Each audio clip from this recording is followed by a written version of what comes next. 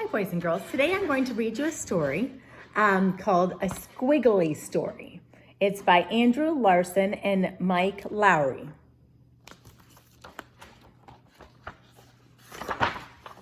A Squiggle Story.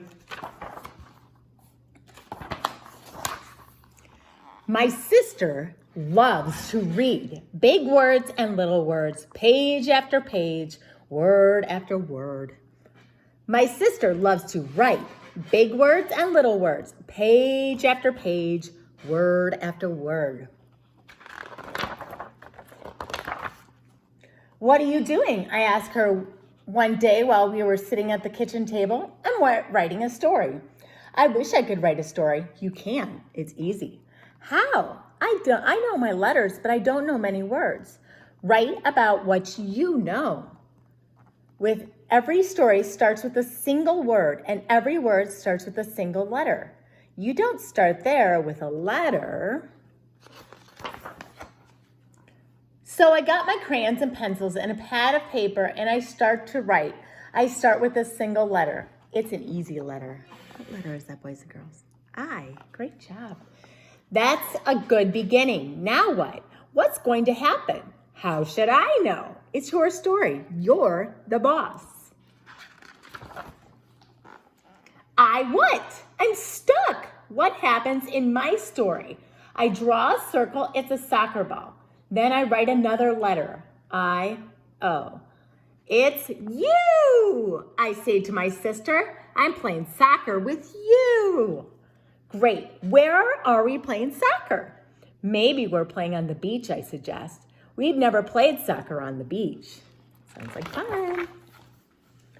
So I do a bunch of dots for the sand on the beach. Then I make a bunch of V's, big V's and little V's, wave after wave in the ocean.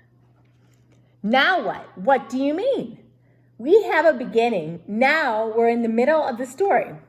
Something else has to happen so we can get to the end. I'm stuck again. I start doodling. I doodle after another V, but this time I doodle it upside down. Oh no, it's a shark! I-O-U. It's getting closer. I flip the page to get away from the shark. The next day, I bring my story to school. It's my turn for show and tell. That means I get to sit in Mrs. Singh's chair. Everyone else sits on the carpet, ready to listen. Mrs.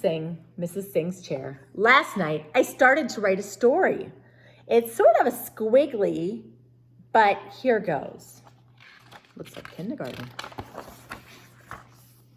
Once upon a time, there was a brother and a sister, and they loved to play soccer. One day, I-O-U, hi. One day they had an idea. They decided to play soccer on the beach. So they went to the beach and played soccer. I-O-U-V-V-V-V-V-V-V. I-O-U-V-V-V. Oh, then they noticed something coming toward them in the water. It was a shark, a real live shark. It was getting closer and closer, and it was getting bigger and bigger. Dun-dun, dun-dun, dun-dun, dun-dun, dun-dun.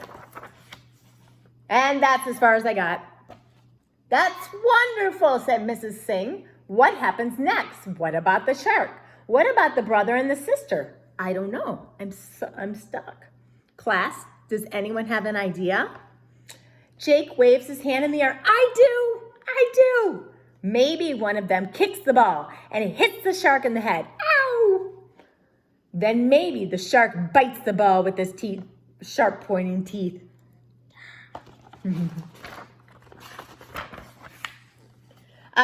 Aaliyah offers another idea. What if the shark's name is Squiggles? What if Squiggles is a vampire shark?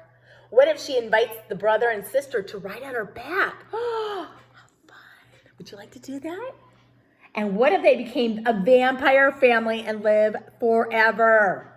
Vampires can't swim. Everyone knows that. Of course they can swim. Vampires can do anything. But it's my story, and I don't want vampires in my story. Oh, man. If I was writing a story, I'd have lots of vampires. Then you should write one. but I like yours. That night after dinner, I sit down beside my sister. Her face is buried in a book. I've been thinking about my story all day, and I still don't know how to end it.